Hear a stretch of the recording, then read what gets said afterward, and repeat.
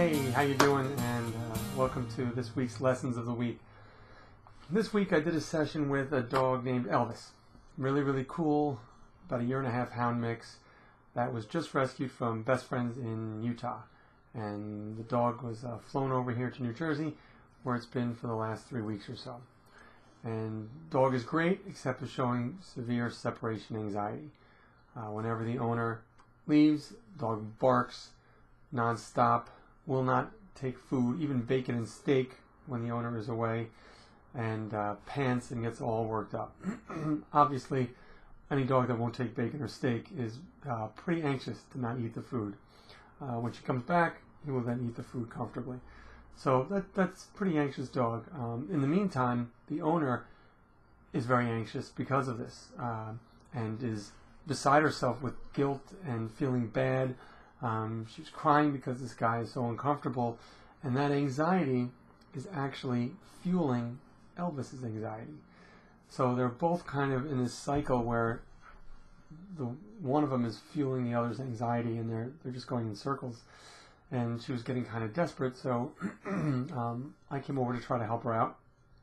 And we're working on a lot of things to help Elvis, get a little more comfortable by being alone. But any anxiety is a process, and it is sometimes a long process, and it always goes at the dog's pace. We did see some signs of the things she was telling me about Elvis that gives me a lot of optimistic hope that this can be treated, without it taking forever. But it's going to be still a process, and during that time, we can't always work with him 24/7, and now she's even afraid to leave the house.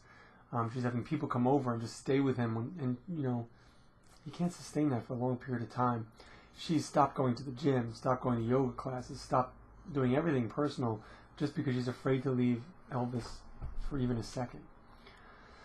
So what we need to do is work on Elvis, but more importantly, we need to work on her. She needs to get in a comfortable, calm state of mind, to stop her anxiety, to stop her guilt, which is an easy thing to do. And she's kind of at a point where she's stopped doing all the things she normally does to keep her sane, and it's causing more stress in her life.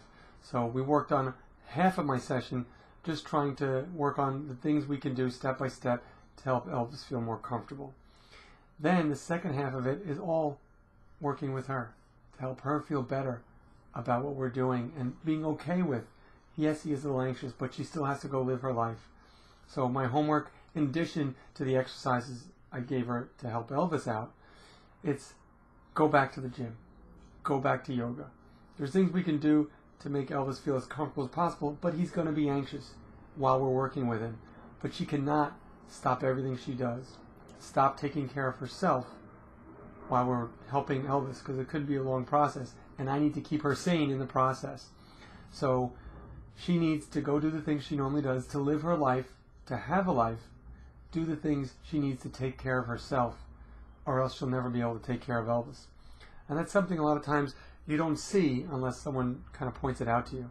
You need that third party saying, you know what, do you realize you're not doing any of this stuff, you're not taking care of yourself, how can you possibly take care of another dog or another person?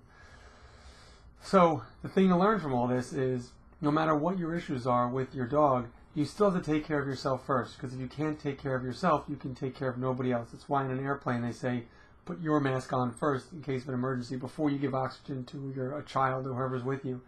The thing to do is give it right to the child. But if you pass out before you're able to do that, everyone's going to go down. So you always take care of yourself first, because if you don't, it's impossible to take care of those around you. So if you're dealing with some issues with your dog, don't forget to take care of yourself. Because if you don't take care of yourself, the ability to help your dog is going to diminish daily.